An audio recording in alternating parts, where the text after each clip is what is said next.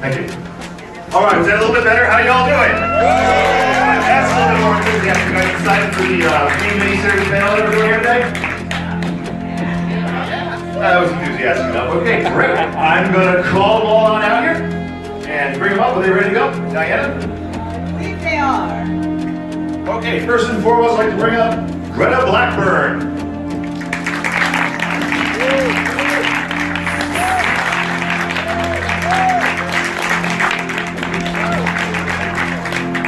And Mr. Frank Ashmore.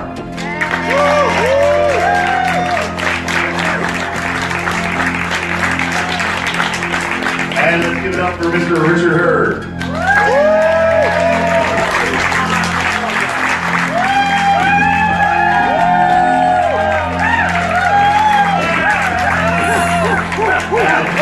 Boston Red Sox, go, go, go! And last but not least, Mr. Marc Singer.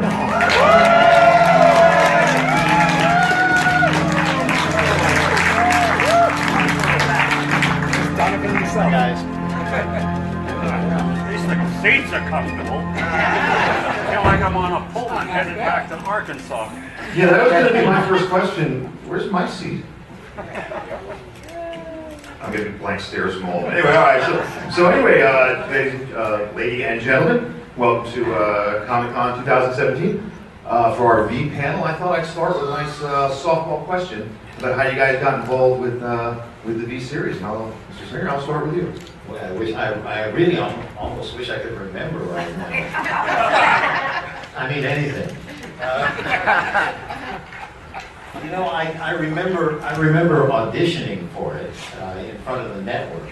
I was telling Frank about this earlier. We went in to meet. Usually, when you meet the network, you meet in some sort of larger, either office or conference room or something like that. And the candidates that are going to be considered come in one at a time, and you kind of do a little bit of your acting, and then all the suits go, I don't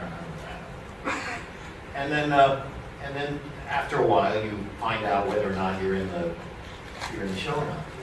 But Ken Johnson read all my lines for me, and I was in a very small office, and he would say to me, he would go, Ken Johnson, by the way, is the originator of the series. And he would say, well, Mike Donovan, what do you think about this and this and this? And I would go, well, and then he'd say, and then he says, and then he would read my lines. And all the suits would look at him and go, like this, and then he would do that again. He'd say, well, Mike Donovan, what do you think about this? And then I'd say, yeah, well, and then he'd say, and then he says, and then he would read my lines again. And finally he shoved me out the door and said, isn't he great?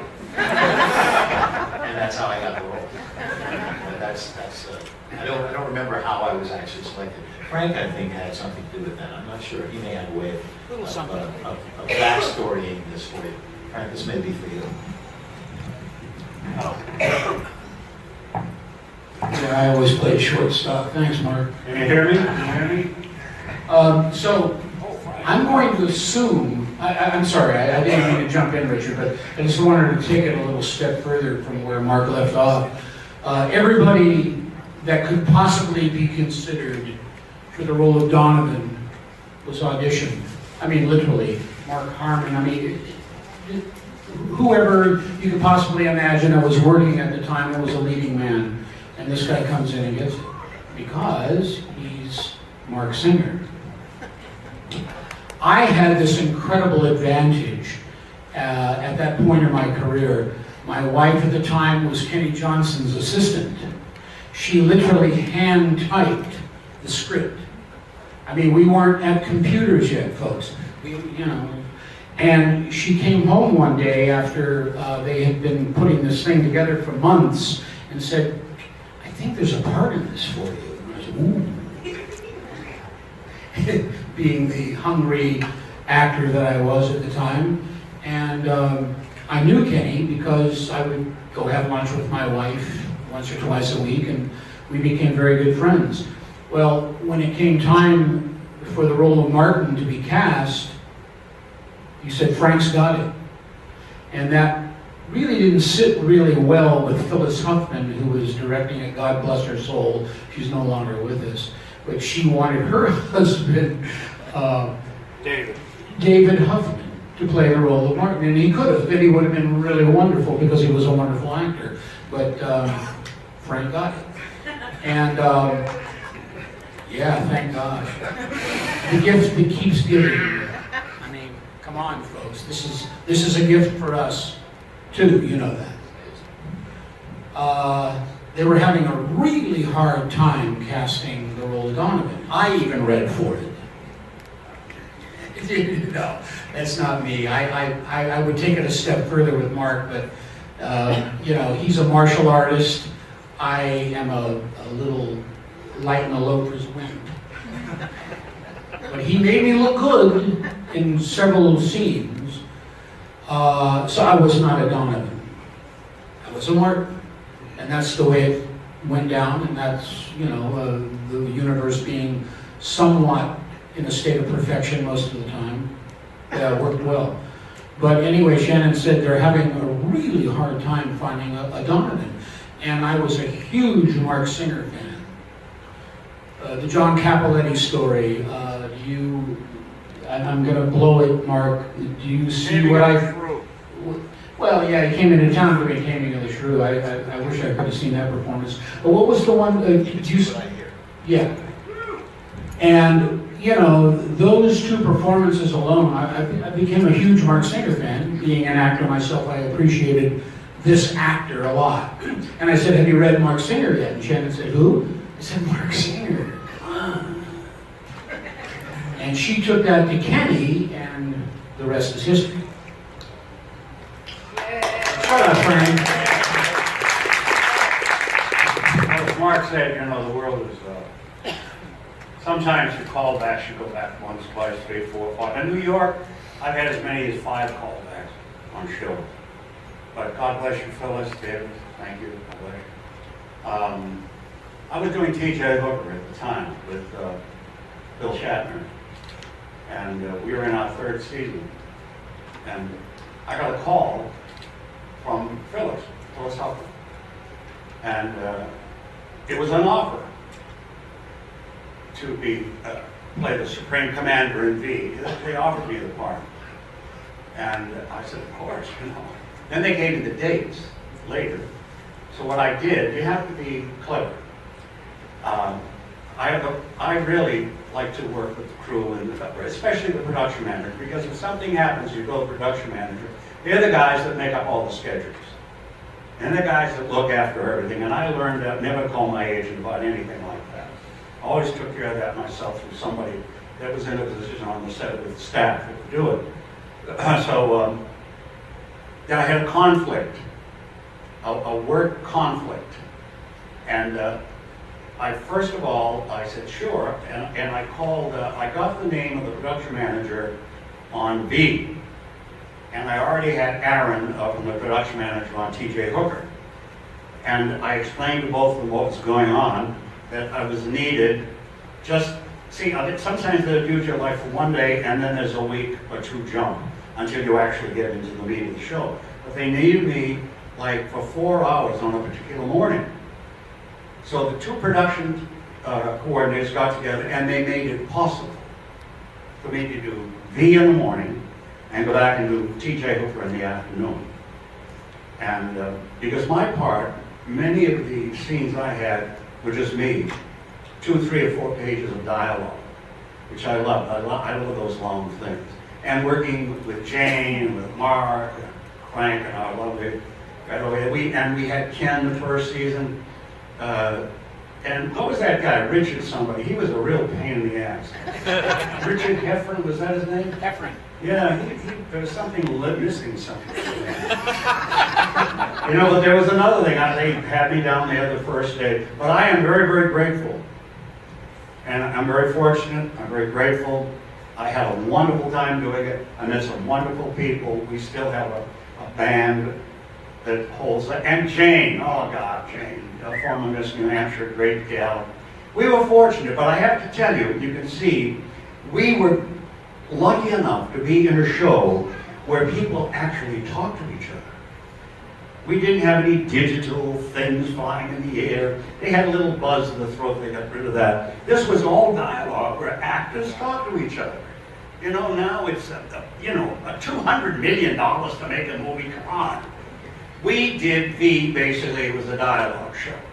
And the credibility, it was great credibility. And the thing, I don't know if Kenny told you, the thing he had in mind, when it was coming on again as a series, I'll briefly end this. He had a script, they didn't accept it, and they were stupid because they should have had Marc and Jane back and started the whole thing, blah, blah, blah, blah, blah. But his idea was that from where we were, there was a threat we had in space. Before we came to Earth, there was a threat. And the people, the aliens out there, because it was kind of slowing down here, were on their way to come and to get us and to get Earth. And I'll end on that, because it's fun. I gotta tell you, I just had a hell of a good time. And it's really great to be here. I'm in New England. I'm a Boston Red Sox fan.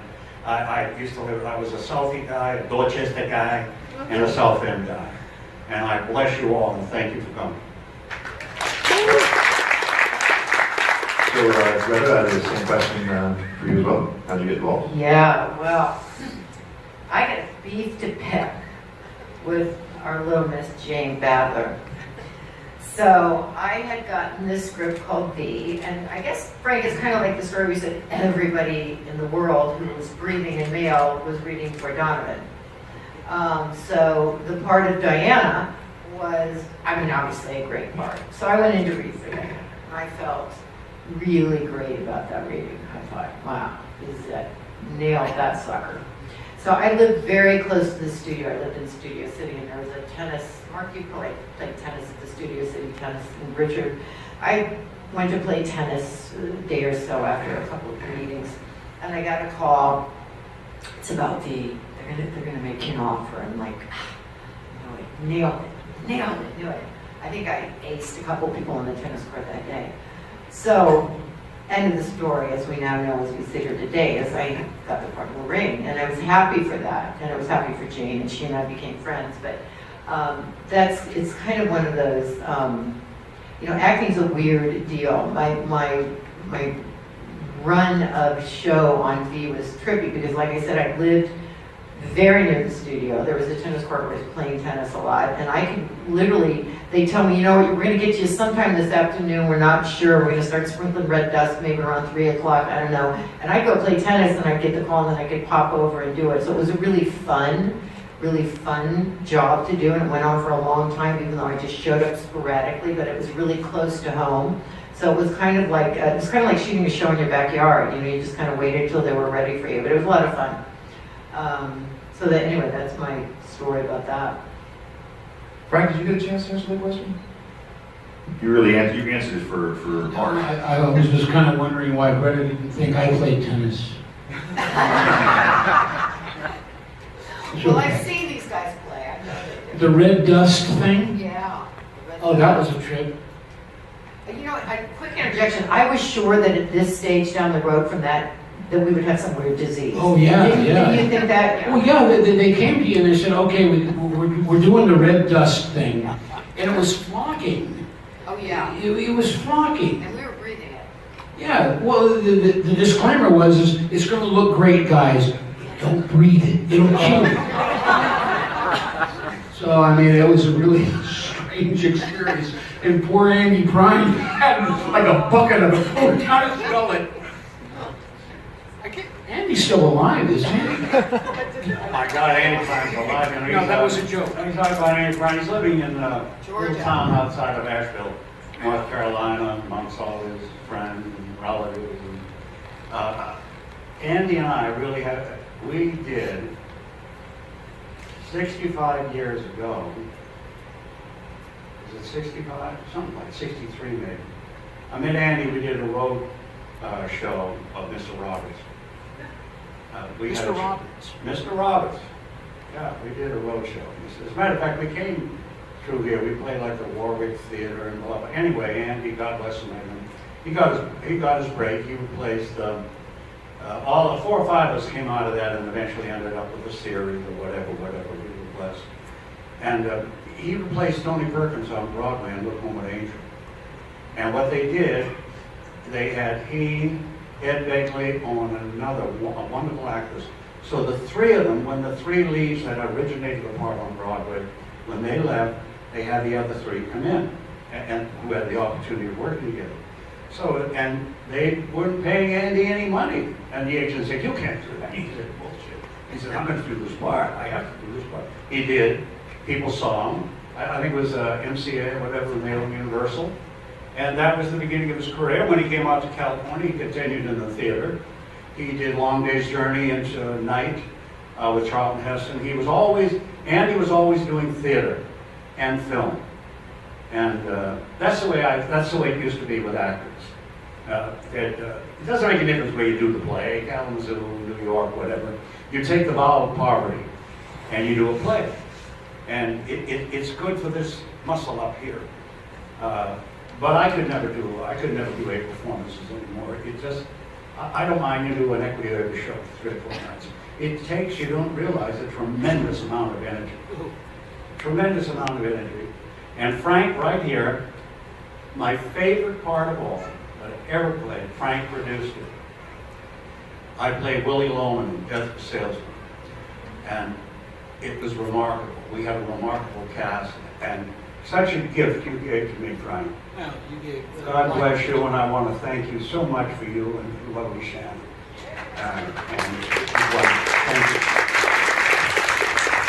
Okay, Marc, just wanted to know, what was it like working with Michael Ironside?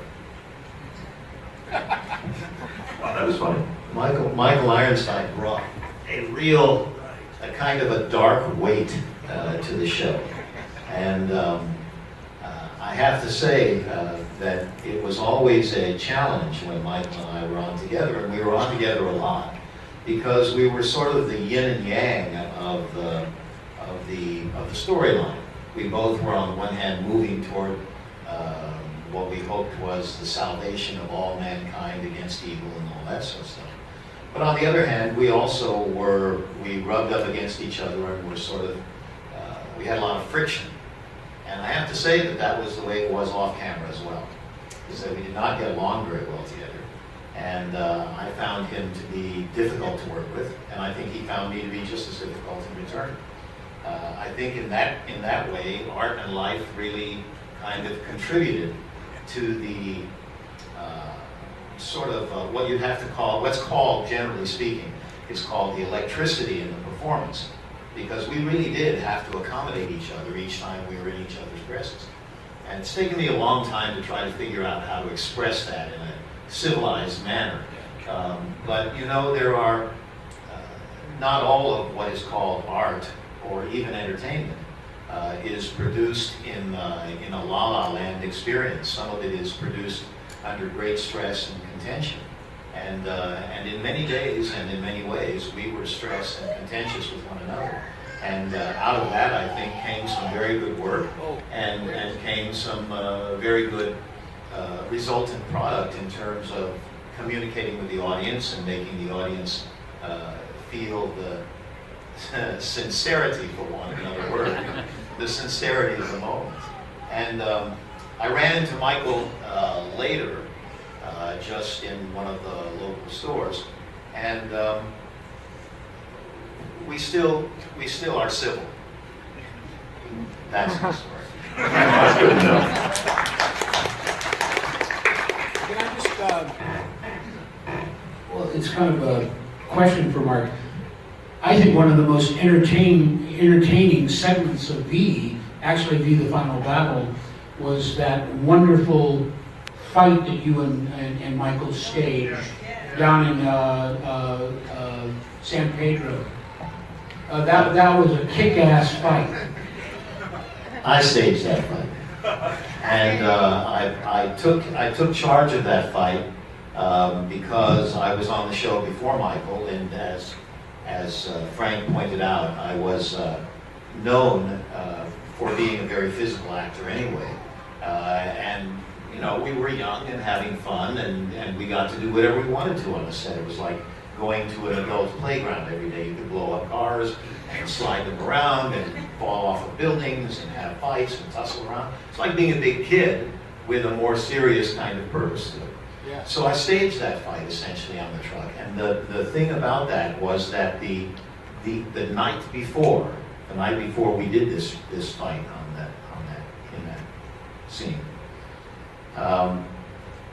another actor with whom I was working, and again I'm doing all my own. I'm not doing all my own stunts. I'm doing what actors call doing all your own stunts. Means that you do everything that you're capable of doing, and anything that actually puts your life in danger. Then the producer says, no, you can't. This guy's doing it, and they put it in the stunt man. The night before that, I had worked with an actor who shall remain nameless. Great big guy. And all he had to do was a simple maneuver, and then I was going to do the rest of the stunt, which made it look like he was enormously powerful, and kicked me across the room. But when they said action, the adrenaline pumped through him, and he forgot what he was doing, held me down, and broke 3 of my ribs. Seriously? Yeah. I didn't know that. Yeah, and so the next day was when we had to do that fight. Wow. Yeah, and so that it involved a lot of falling and rolling and tumbling and hitting and struggling and this and this and this and this and this. So I remember that fight quite well for those reasons. What I did for love. You know what Mark says, I had the good fortune. I had worked with a wonderful woman, Josie Howard, at the Virtue Theater Festival. And I came into auditions for Lee J. Cobb role in the theater production of On the Waterfront. They were going to do it in Cleveland, then it was going to go to the Kennedy Center. I had a couple of auditions and I got the part. And there was a guy that would come in twice a week, you may know him, he's a great combat coach, Barry. I wish I could remember, he was so fabulous. But the main thing you learn when you're working with a sword, or you're working with a fist, or you're working with a chain or a hook, is something they call eyes. Because people say, oh, I got into it. That's how people get hurt. Oh, I just felt the moment. That's bullshit.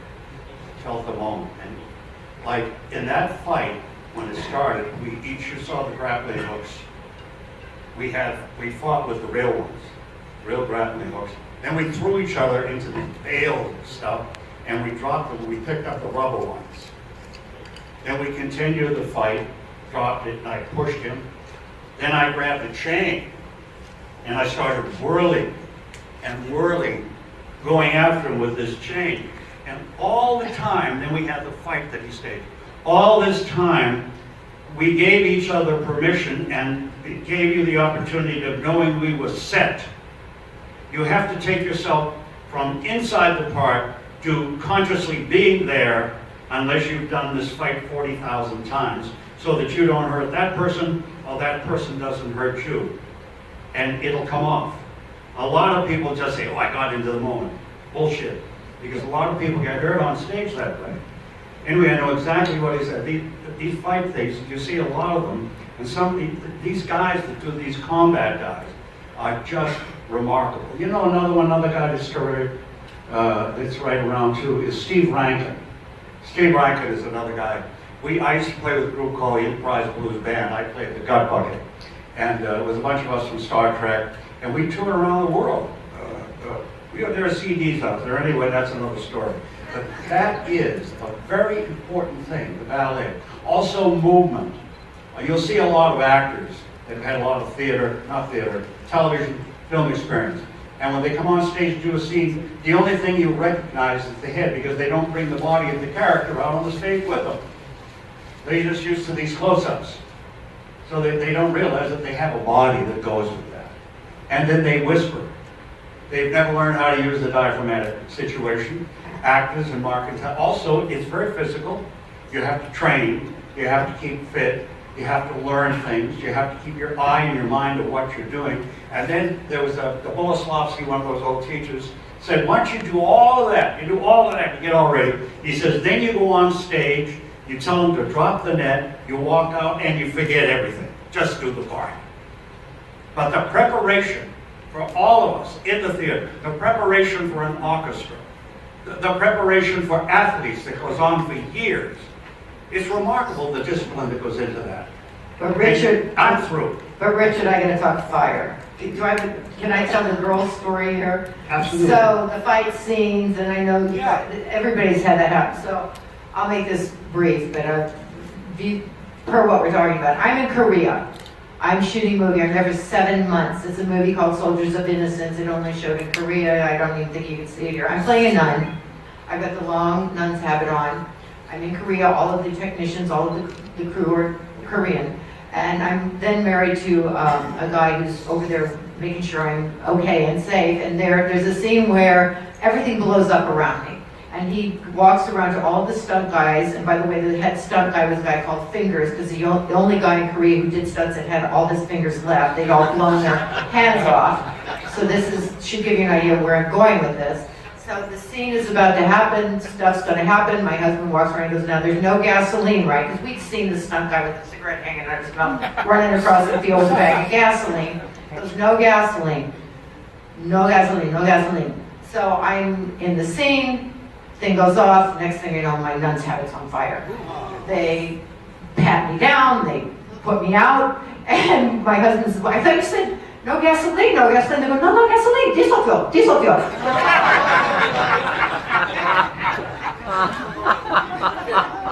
Frank, I was wondering if I could ask you a question about your character. Do you remember, when creating the character of Marc, did you ever give any idea of like what his motivation was and why he was where he was? I mean, obviously helping out the resistance and going against his own people.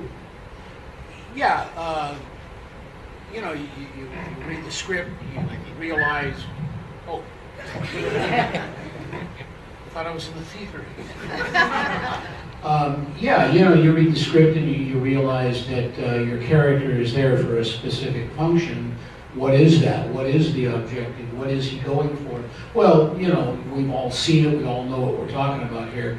Martin was that entity in the show that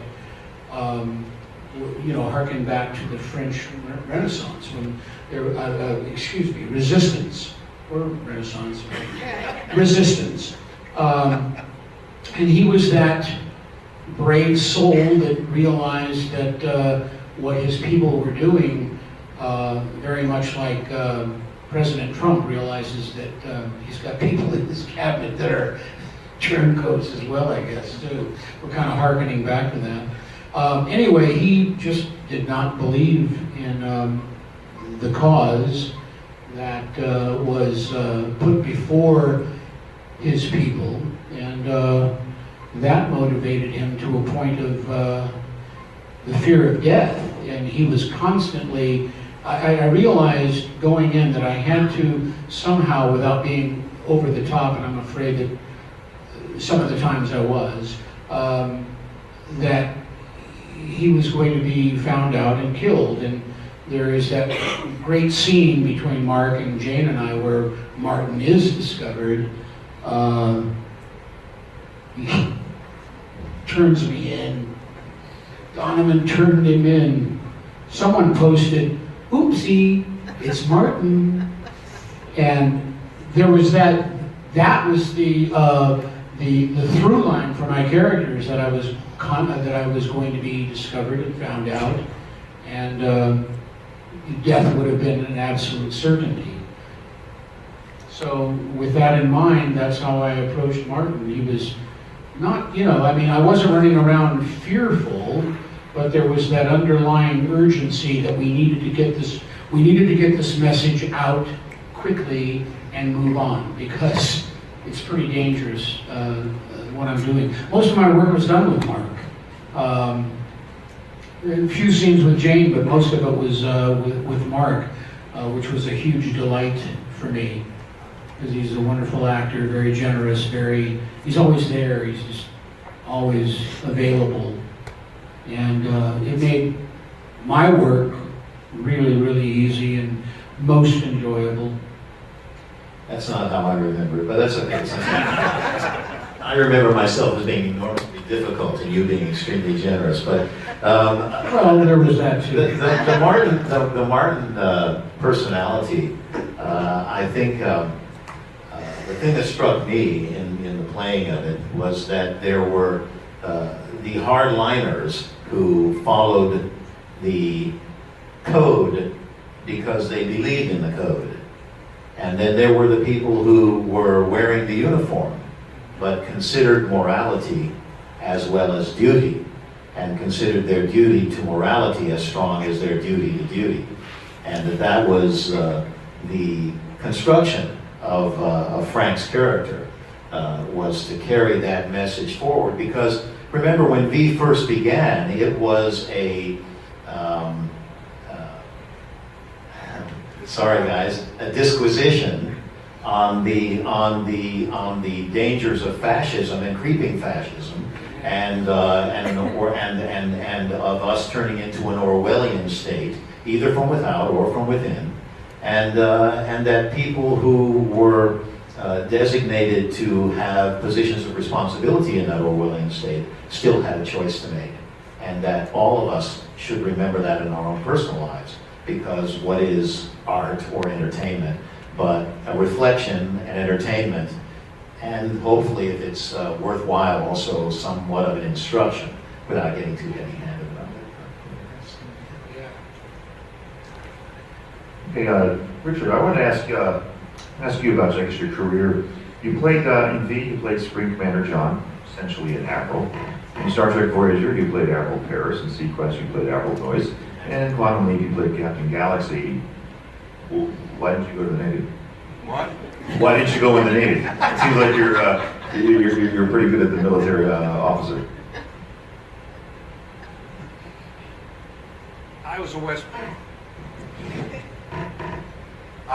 Point appointee. Oh, then I knew it. And I had my letter from, I went to Boston English High, but there was another guy, Joe Gallison and myself.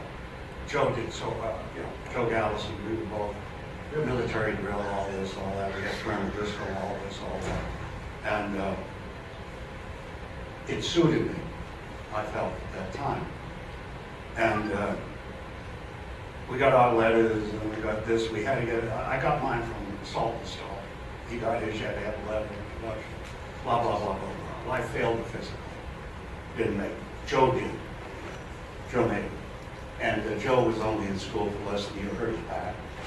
And the next thing I ever heard from Joe, like who knows how many years later, he ended up being on the like Days of Our Lives for 20 years. And I didn't even know he was an actor. Because I never watched it. I met him at one of those Mirrors events, playing golf, and I said, "What's Joe Gallison doing up here?" He said, "He's on Days of Our Lives." I said, "Oh, Jesus." So the guy, he says, "Oh, Dick, yeah." He said, "Oh, hey, yeah, no, I'll get you a copy of the Northwestern." I said, "Well, how did you start?" What did he say? He became a member of the Silver Screen Players at Northeastern. I'm going to have to tell you some of the names of these places that, when you're a kid, that you work at doing these things. But I just, it's not as though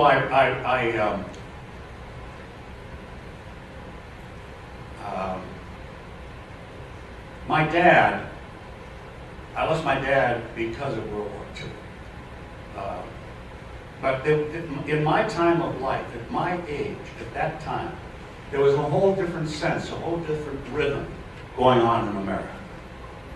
A whole different reason.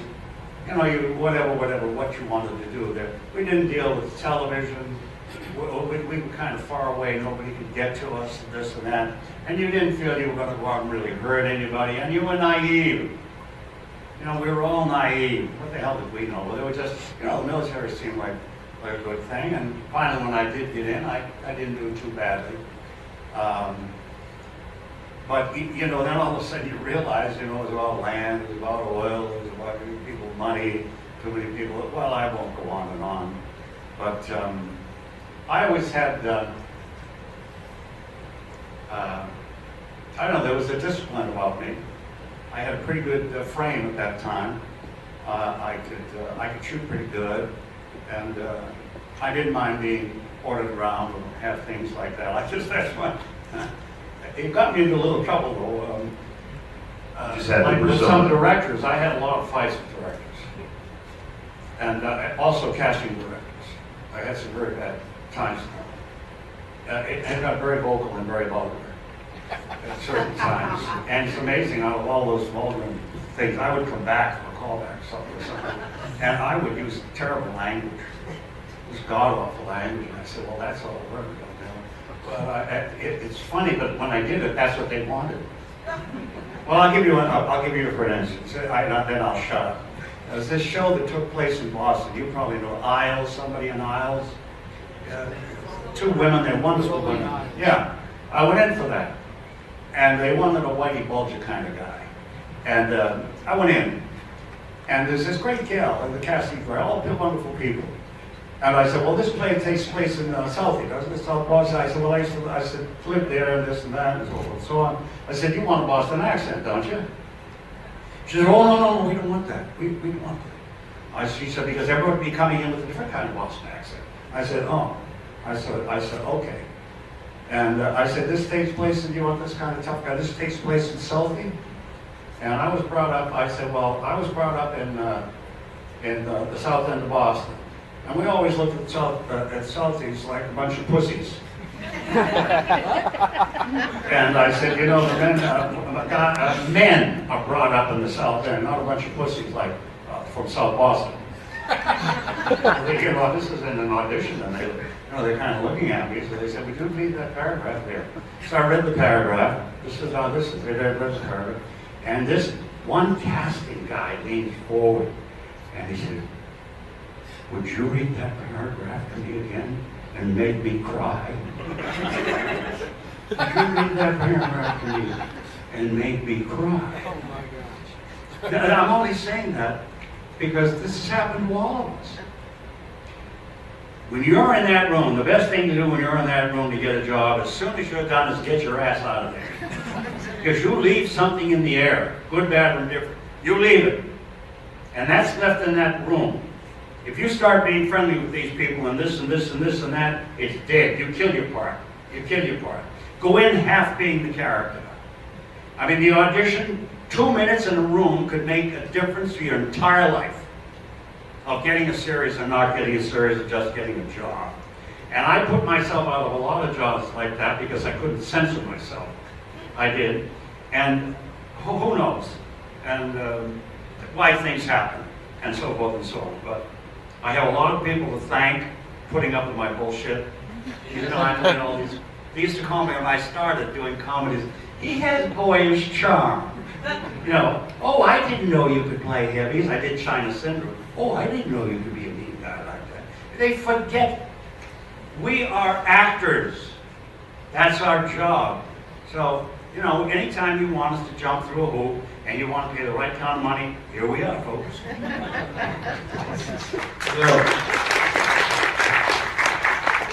Richard is, he looks like he's 43, but he really isn't. He's a little older than 43. 85. And 85, he just said. And this is the kind of And when you see a man like this, and I mean a man, lean forward and give of himself some of the pathos in his life early, a little taste of that, something of anger, something of disaffection, something of determination, something of pride, and something of perseverance and strength. There's something to learn just by being in his presence. And for those of us who are in the profession with him, we feel very honored by that. And we look to people like this as our mentors and as our idols.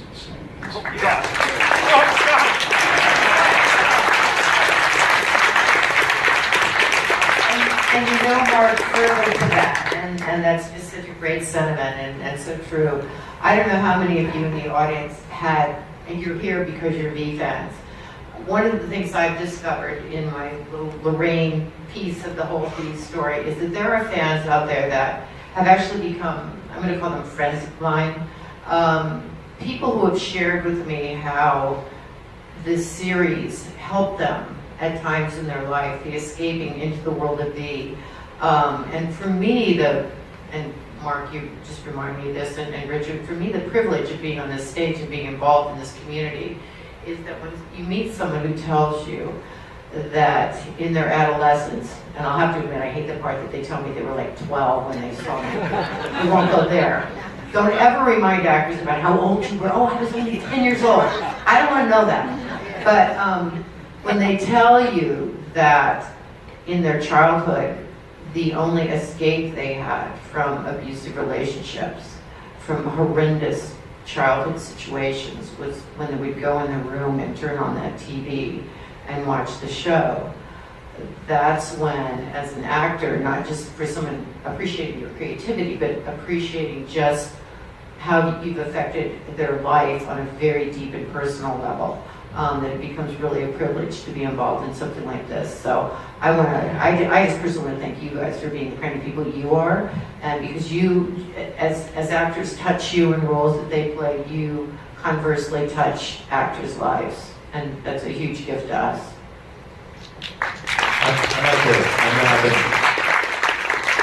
I've been taking up my use of microphone time, I know, my share more maybe. But I'd like to also put a yin to that yang, or a yang to that yin, and say that the same thing is true when we're here in an event like this, and we get to meet families or representatives of families who come to us and say, you know, I used to watch that with my mother, I used to watch it with my father or my brothers, my sisters, and you think, what a blessing that is for us, that somehow we were at that moment, we were the family hearth. And people gathered around and watched the show, and they all sat and they enjoyed this, and they looked forward to it till next week, and then they would talk about it, and they would have fun in some way of interacting with each other. And really, in fact, that was the first, here I go again, that was one of the, I stepped on the cord and pitched myself into the front row, that would have been a stunt. I remember that I didn't really, the first time that I ever went to a convention, I didn't get it. I mean, it's a pretty shocking thing the first time you come to this and you just are with people in a raw state and they look to you and you're supposed to represent something to them. And it really comes, you really come up against it hard. And it didn't occur to me until almost to the end of that convention what I was really doing there. And this is what we're really doing here. This is it. And when we get down to talking like this, and when we get down to saying, what is the meaning of this? What is the meaning of all of this? Then we're really here. And then we're all in one family, and then we're all in one group, and then we all have a meaning for one another that makes us happy and rich and enriched by it all. And that's really what we're supposed to be all doing here. So that's kind of cool. It's nice to reach that level.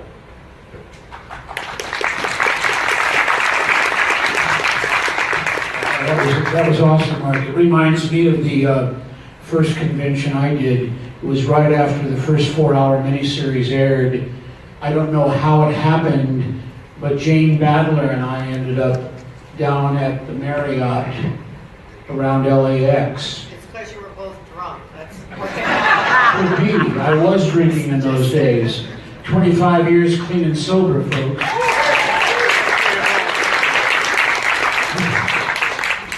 So yeah, Jane and I had never done anything like this. We were actors and we got these jobs, and so we did the jobs and we went to this convention. Like I said, I have no idea how I got there and Marc didn't, but anyway, it was Jane and myself. And we walked into this room about this size, and I've never seen anything like it in my life. People dressed like me with little weird blonde wigs on, and it was odd, and Jane and I just looked at each other and smiled, and we kind of had a knowing look between each other, like, man, this is wild and special. So this is what it's all about, huh? That we really, our work touched people that much, and Marc was hearkening at the synergy that takes place now, almost 35 years from the original airing, that it has become a family. I mean, I'm getting posts constantly. Hi, Charlie and Adina.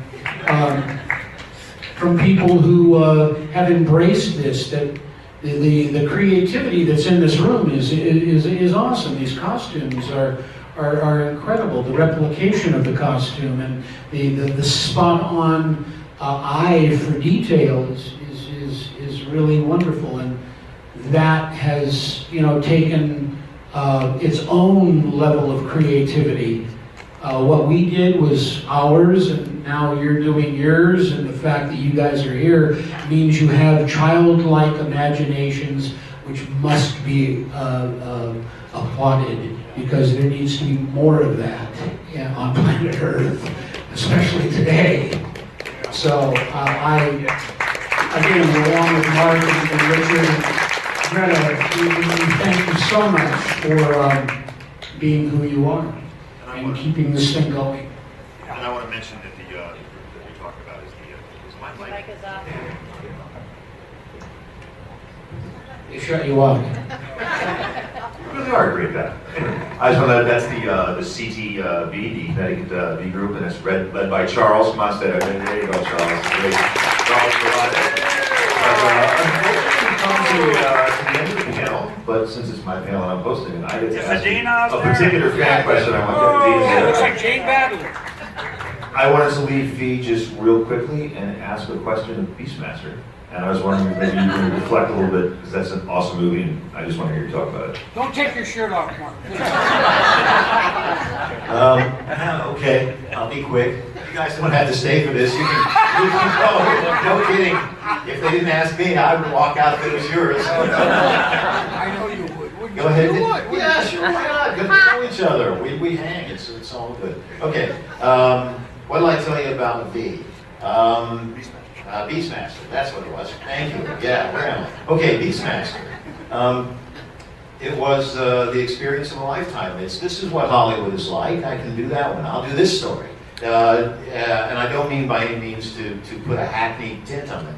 That this is, or taint on it. That this is what Hollywood is like. One day you're playing tennis, and the next day you're the idol of millions, tens of millions of people, chasing bad guys and good guys across the universe of imagination.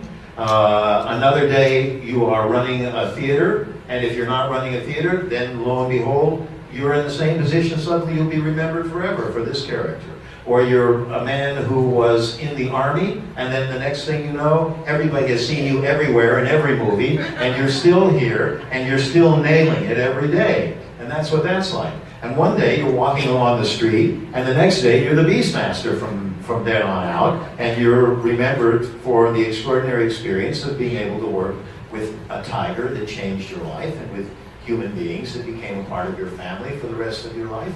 And the story of the Beastmaster is the story of all of us here, and the story of all of us here is the story of all of us here. And so that's that. Excellent, excellent. Well, these gentlemen and the lovely lady will be here for the remainder of the weekend, so you can come on downstairs and say hello to them. I want to thank you all very much for coming. You made it the easiest panel because I barely said anything. Thank you, ladies and gentlemen.